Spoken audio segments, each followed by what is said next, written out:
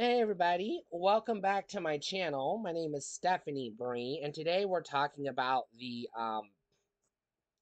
fancy board games, I'm going to call it.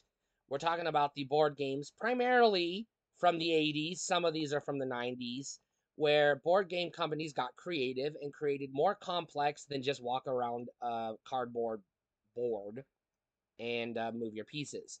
So we're talking about stuff like Hungry Hungry Hippo, Ants in the Pants, Break the Ice or Don't Break the Ice, whatever it is, Mousetrap, Connect Four, you know, um, the one with the faces, what's it called, the match game or whatever it's called. Guess Who, I think it is.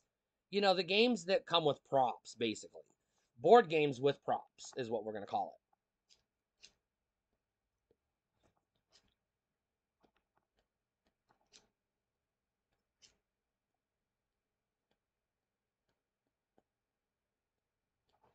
Now, we were relatively poor, fairly poor as growing up as kids. Um, we started out extremely poor, and then eventually my parents got better jobs, and we climbed the social ladder a little bit. But we were always lower class. We never made it to the middle class in my family.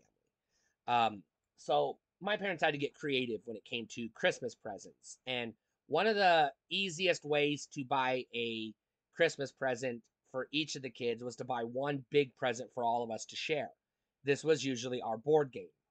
Um, Now, sometimes you'd get a traditional board game, Clue, Aggravation, Monopoly, whatever. But every once in a while, you'd get a fun, fancy board game. You'd get Hungry Hungry Hippo, or Don't Break the Ice, or Ants in the Pants. And, the problem with these games is they're fun. They take a little bit longer to set up than your traditional board game, except for like maybe Risk or sometimes Monopoly, depending on who who how stubborn the person is that gets stuck with being banker wants to be.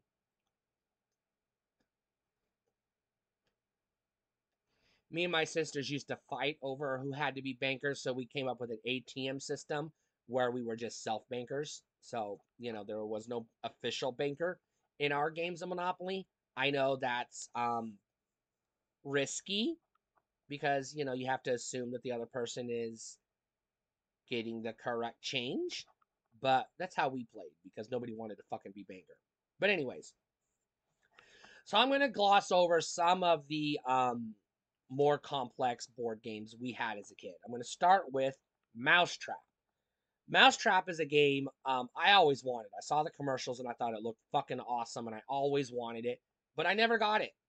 But my friend, and I'm not gonna say his name here, one of my friends, I should say, did get Mousetrap one Christmas, and at a sleepover at his house, his parents were like, "Hey, have you ever played Mousetrap?" And I was like, "No." And I got all excited. I got to play a game of Mousetrap. And 3 hours later, we started playing the game because it takes that goddamn long to set the fucking thing up. Obviously, I'm exaggerating, but when you're 7 years old, it felt like 3 hours. And then we played the game. It felt like 5 minutes went by, and then the game was over, and it was like, that's it? All that shit for all that setup and build up and anticipation for nothing? Are you fucking kidding me? No payoff. Um, I have no love or respect for Mousetrap as a game. It just pisses me off. False marketing, false advertising.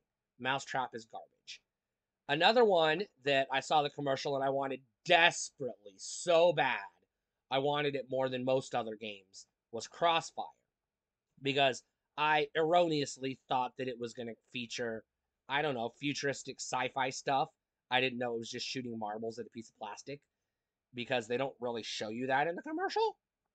Unfortunately, like a lot of kids my age from my youth, I didn't get Crossfire because it was either too expensive or it wasn't a game that we could all four of us kids could play at the same time. So because it was a two-player game, it was like no, because my parents always had to buy four-player and up games for the most part. So I never got to experience Crossfire. Another one is Operation. Now, Operation is a little plastic cardboard box cut out to with some metal ends. It's got some electronic components, and you got a little metal tweezers, and you put the little plastic pieces in. Takes a little time to set up, but not too much time. Unfortunately, the downside to operation is because it runs on electricity, it does require batteries. And like I've said in previous videos, batteries are fucking expensive. We never had batteries, extra batteries. We had a, a, a what we called the junk drawer, where we kept usually a pack of batteries, but those were spare batteries for the remote control because you had to have batteries in the remote to operate the VCR and the television. So those batteries were off limits. We couldn't use them in our toys. And usually on Christmas Day, my parents would get us the necessary batteries for the toy. But once those batteries died, we were SOL. We never got replacement batteries. So a game like Operation was fun for a week. The batteries died and we couldn't play it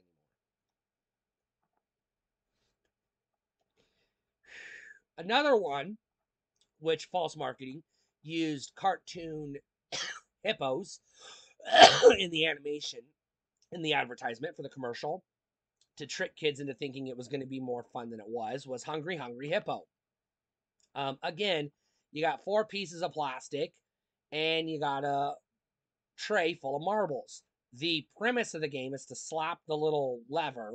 The plastic thing does this and grabs the marbles, and the goal is to eat the most marbles. Something like that. But I think the hippos are different colors and the marbles are different colors, and you're supposed to eat your hippo's colors and put the other colors back. So I think, if I'm not mistaken, correct me if I'm wrong, the goal is to eat all of your marbles before everybody else eats all of their marbles. I think is the goal. Um, Again, this was another one of those games because it featured marbles. You're talking children. Marbles get lost or eaten. In my case, yes, I ate marbles. Leave me alone. They look like jawbreakers. What are you gonna do? You give me something that looks like candy, it's going in the mouth. Um, I wasn't the only kid eating their Hungry Hungry Hippo marbles. The game's called Hungry Hungry Hippo. The whole premise is that they're eating gumballs. They look like gumballs. Hey, why not? Oops. Anyways, let's just say Hungry Hungry Hippo has a shelf life of 24 hours exactly, and then the marbles get lost, and then it's just a piece of plastic you stick in the closet and forget about for the rest of your days. So I'm rating Hungry Hungry Hippo as a fuck off piece of shit. Don't waste your money or time on this piece of shit. You also have Connect 4. Now, Connect 4 is basically tic tac toe with checkers pieces. That's all it is. Um, you set up the little checkerboard, is what I'm going to call it, the little yellow plastic checkerboard, and you drop your piece, and then your opponent drops their piece. They're different colors. I believe they're red and blue, but they could be red and black. I don't remember, so don't quote me on this. And um, because it's pieces are easy to lose, and you're talking children, Connect 4 has a limited shelf life. Pieces get lost. It's good for a day. Pieces get lost, and then it goes in the closet, and you never play it again. We were bad about losing pieces to board games, especially the plastic pieces that came with these, some assembly required board games. Another one was called Don't Wake Daddy. Now, this was one that had a fantastic commercial, by the way. Loved it. I saw it and I was like, oh, that game, I want it. Never got to play it. My parents never bought it. I have no idea if it lives up to the hype or not. So I'm going to rate that one as, that's a white whale. Never had it, but yeah, I'd like to get it someday. But I don't know if my bank account can afford it. Another one you had, um, less complicated than some of these other ones that I've talked about, but still requires some assembly, but more convoluted than necessary, is Tiddlywinks. Um, I don't understand how Tiddlywinks works. I never figured it out, so I can't really describe it very accurately because I never could understand it. I hated it whenever my sisters or cousins wanted to play Tiddlywinks. I would protest, please, for the love of God, can we play literally anything else? And they would insist we're playing Tiddlywinks. And because I didn't want to be left out, I played the goddamn game, not knowing what I was doing or if I was winning or losing. getting frustrated, usually throwing the cup of whatever it was, the plastic cup, and storming off in a huff because I was like, I don't fucking understand this game. Fuck you guys. I hate this game. So I'm rating Tiddlywinks as a um, cause for high blood pressure. Stay away from Tiddlywinks. Um, Another one of these games, two-player only, plastic board, plastic pieces, plastic pegs, easy to lose, but fortunately they don't really look like candy, although the pegs do kind of look like Mike and Ike's.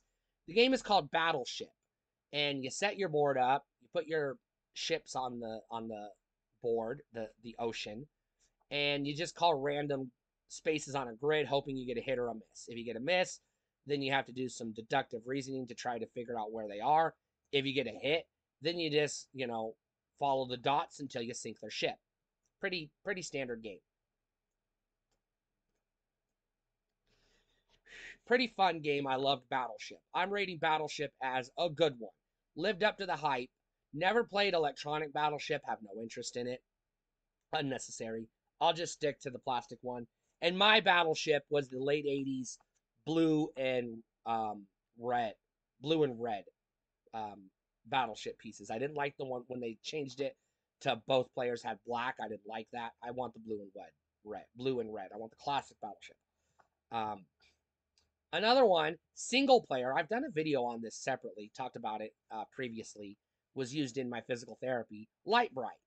Lite-Brite's less of a board game, more of a toy, but it's still fun, so I'm going to give it an honorable mention. So Lite-Brite, thumbs up. Love it. I have a Lite-Brite somewhere, but I don't know where it is. I haven't been able to locate it, but honestly, I haven't gone looking for it. So it's possible it got left behind in Texas. I don't know. If it did, I'll get another one. They're easy to get.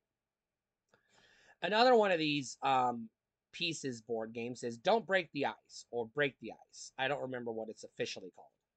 So the way it works is you got a plastic tray with these plastic ice cubes all stuck together. You get a plastic hammer, and it's kind of like the reverse of Jenga a little bit. The goal is to take your hammer. You got a little guy on the ice, a little plastic dude. You knock out a piece of ice, and basically you lose the game if you're the person that all the ice falls and you kill the dude. He drowns in the river. So it's one of those, you have one loser and two or three winners depending on how many people are playing. I assume it's supposed to be a two-player game, I would imagine, but you can share mallets and make it as many players as you want. Um, Break the Ice or Don't Break the Ice, and I don't remember what it's officially called. We called it Don't Break the Ice, but I don't know if that's what it was called. Um, it's a fun game. Again, the pieces are going to get lost, but this one was fun enough compared to some of the others. We did a better job keeping track of the pieces. So they're big pieces. They're harder to lose. They're chunks of ice. Now the little man is easy to lose, but the game can be played without the little man.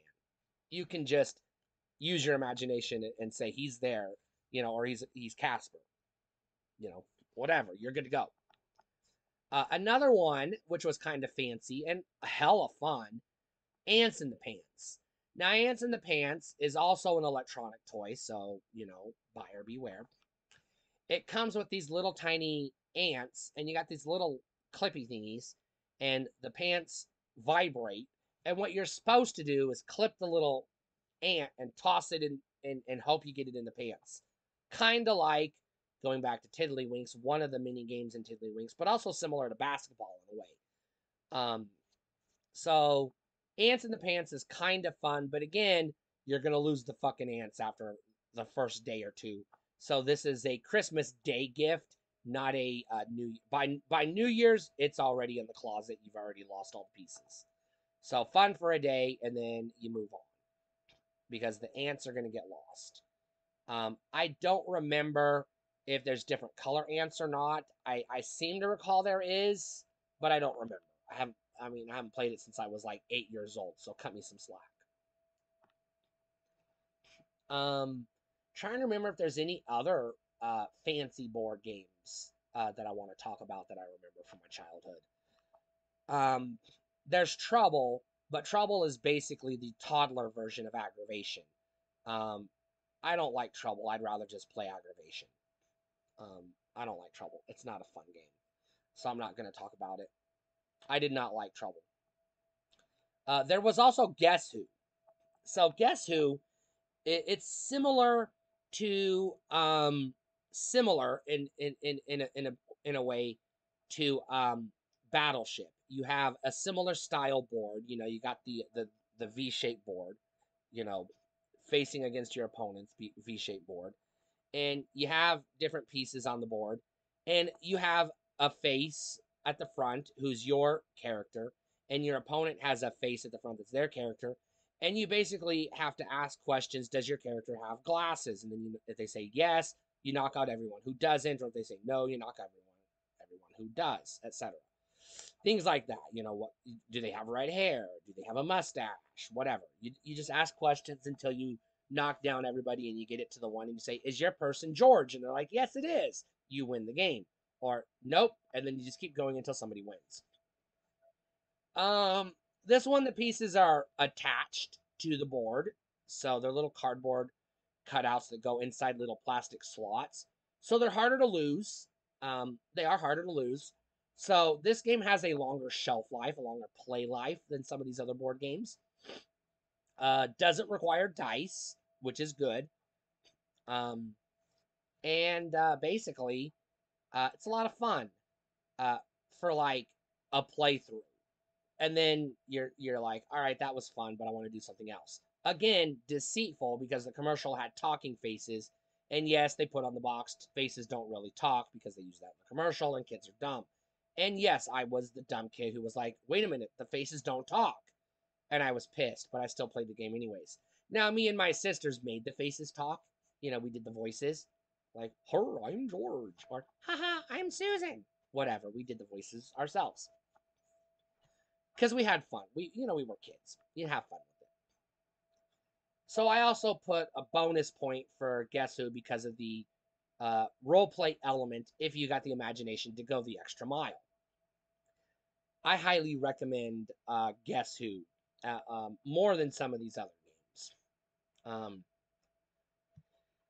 that's all the ones I can think of from my childhood. Either I had played or knew about. Um, there aren't any others that I remember not owning that I wanted. Crossfire was like the holy grail. I really wanted it. And Don't Wake Daddy was like the white whale. It was like never saw it in stores, but I always thought it would be fun to play. So the question I'm going to ask you is which of these games did you play? How similar to my experiences were yours? And which of these types of games did I forget that you want to talk about in the comments?